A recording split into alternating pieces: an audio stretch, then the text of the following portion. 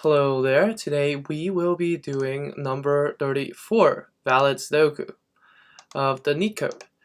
So in valid Sudoku, we're trying to make sure that each row must contain 1 through 9, each column must contain 1 through 9 without repetition, and each square it contains 1 through 9 without repetition. So I think it's a pretty easy problem if you ask me. It's just about coding skills. And I think the most clean way to do this is separate out, show off your skills to code in a functional manner.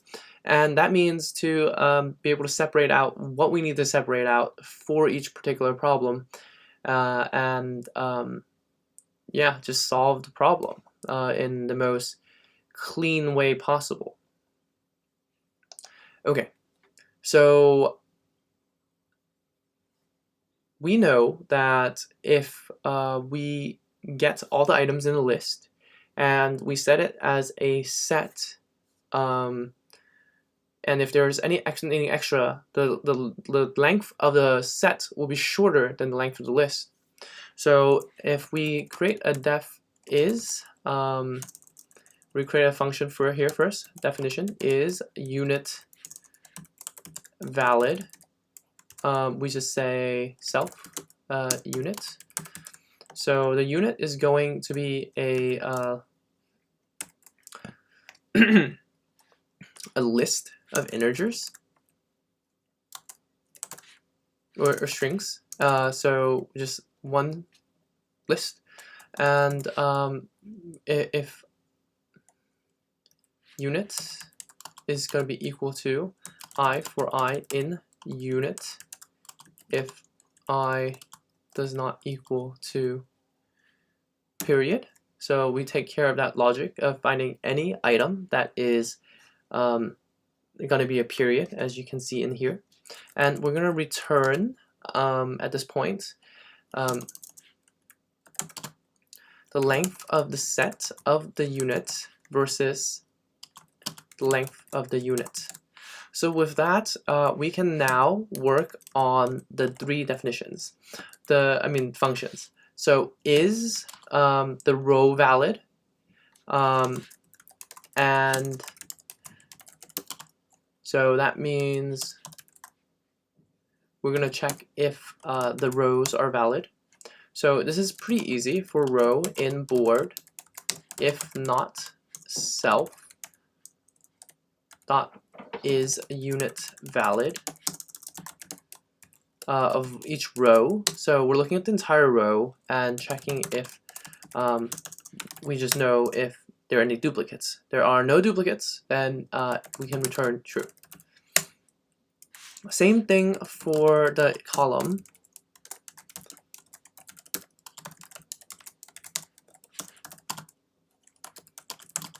We're going to use a zip and of the board.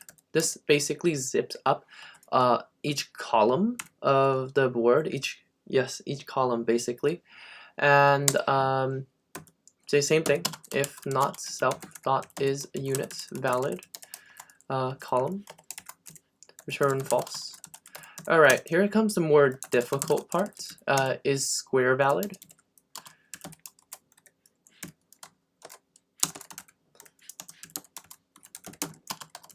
So to do this, we are going to grab the starting points of the I and the J, so 0, 3, and 6. The reason why we check 0, 3, and 6 is because we start here, 0, this is 3, and this is 6.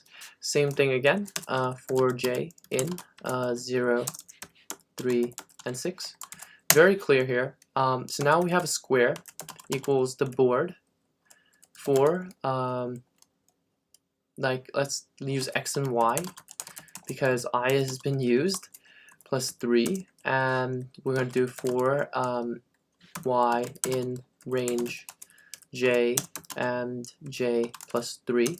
So basically here we have two for loops. So first we go through this one and we do this one, so we do both, and then we create a board of x and y. So basically we're going to create everything into a single all the entire square of items into one single list.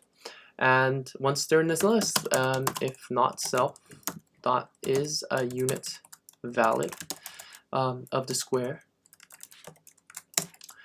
return false, and else we can return true. Perfect. Wait a minute. Yes, that's perfect. Yes. Okay, so with that, if we return self dot is row valid board or self dot is column valid board or self dot is square valid board, and run code. Alright, looks like we have typo here. Run the code.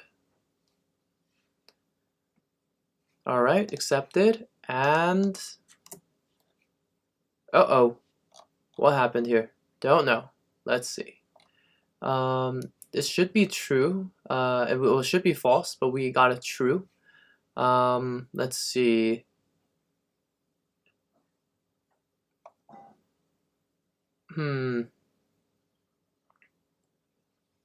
There shouldn't be anything wrong here.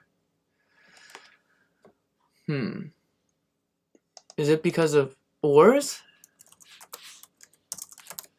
Right. If it's an OR, if any one of them is true, then all of them are true. No, we have to have all of them as true. I think that was the mistake there. Right. Perfect. Amazing. So with that, we have solved valid Sudoku. I think that your interviewer would be very impressed with your coding skills. But I don't think that's the reason why Neetcode would recommend this particular problem for us.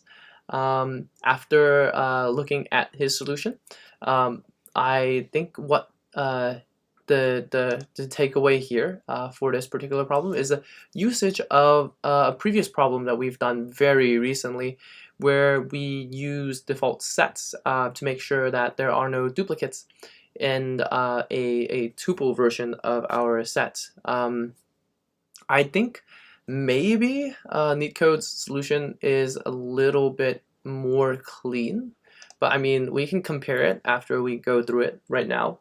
Let's take some time to do his solution, and maybe we can even improve on it. Let's see. So his solution involves 3 items. So we're gonna have columns, which is default dict of a set, and rows, which is also a default dict of sets. So what's happening here is that we're gonna throw in these items using different dictionaries, and these different dictionaries have rows and columns, and use tuples for squares as well. And with that, we can make sure that in each particular key there's no duplicates, and with that we can return true if there are no duplicates, and return false if there are duplicates. The thing about this is that it seems to go in a single loop, the solution. It literally, it's like 9 by 9, and it literally does this immediately. So I think it's a fantastic solution. So right here, make sure that the num is not a empty item. So we grab the item. So if we can write less code if we just assign the board RC to a num. Then if we can say num in columns of C, or num in rows of R, or num in square of the row divided by 3 and the column divided by 3. The reason why we do divided by 3, bottom out, is because 0, 1, and 2 will end up as 0, 3, 4, and 5 will end up as 3, and 6, 7, 8 will end up as a 6, and that's where it's supposed to start, and that's how we're going to make sure that this is the proper location for our item. Key for our item. So return false. Other than just add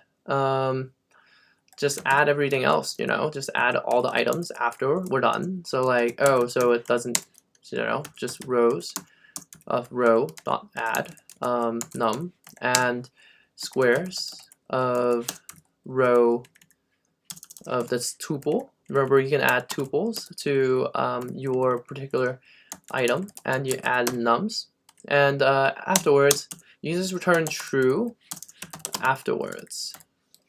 Run. Oh shoot. Equal. Ha. So do you think which one's more maintainable? Oh shoot, let's see what's going on. Square is not defined. Squares. Okay.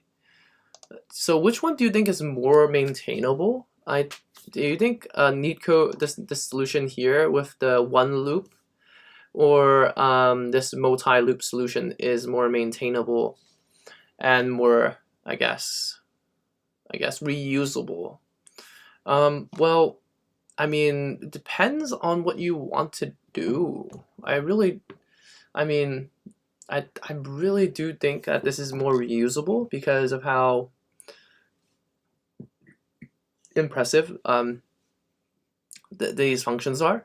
You can even, like, instead of hard coding these items here, we could set different size squares and just do a modulus on I and get the different size squares for ourselves, and do a plus, just get those modulus out there, modulus of 4 or something, or 5, and add that to our I plus 5, I plus j plus 5, 5 or 6. No matter how big our squares become, we could, implement this and it'll figure itself out. For this, well, we have 9 here, and we have 9 here, we have some 3s here. Looks like there's a little bit more hard coding going on, but I think they're both very good solutions. I think for an interview, if you have any one of these solutions, it would be fantastic. What we learned in this particular solution is that we can use dictionaries and sets in a way where we can store up our to find duplicates.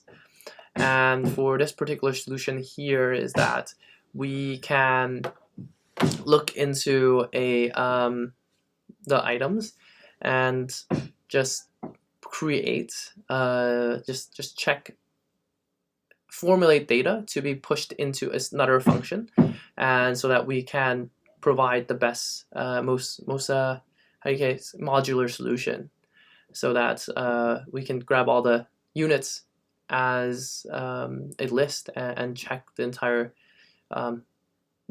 number of items. So this has more separate parts to it. Both very good solutions. I hope you learned something today. If you enjoyed the video, like and subscribe. If you have any questions, put them in the comment section below. And yes, if you want more videos, check the link in the description below. I hope you have a good one, and I'll see you next time.